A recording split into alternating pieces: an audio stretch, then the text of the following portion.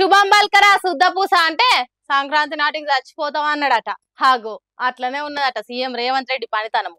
కేసీఆర్ కంటే కాసింత మంచిగా చేస్తాడు కావచ్చని జనం ఆశపడి ఓట్లేస్తే అందరి బతుకులను ఆద్వానం చేస్తున్నాడు. ఇయో గీ సర్కార్ దవాఖాన సక్కదనము ఎట్లున్నదో చూడుండ్రి.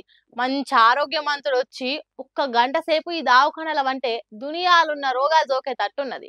చినిగిన పరుపులు, దోమల కోలాటలు, ఇరిగిన మంచాలు, నల్లులు బల్లులు నర మానవుడు నామ్కే వాస్ ఉండలేనట్టు తయారు చేసిండు.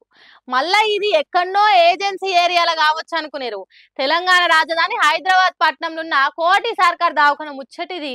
ముక్కు జీదుకుంటనో మూలుకుంటనో ఒంట్లే సత్తువ లేకనో సావు బతుకుల నడుమనో ఈ దవాఖానకు వస్తే ఈ పరుపులే సూపర్ స్పెషాలిటీ బెడ్డులు. మోరిల మురికి వాసనలే స్వచ్ఛమైన ఆక్సిజన్ వాయువు. చెవ్వు కాడ జేరి గుయి గుయి అనే దోమల సప్పుడు స్కానింగ్ మిషన్లు. నల్లులు వీర్చుకునే రక్తాలే బ్లడ్ టెస్ట్లు అనుకునే తట్టు తయారు చేసిండ్రు దవాఖానను.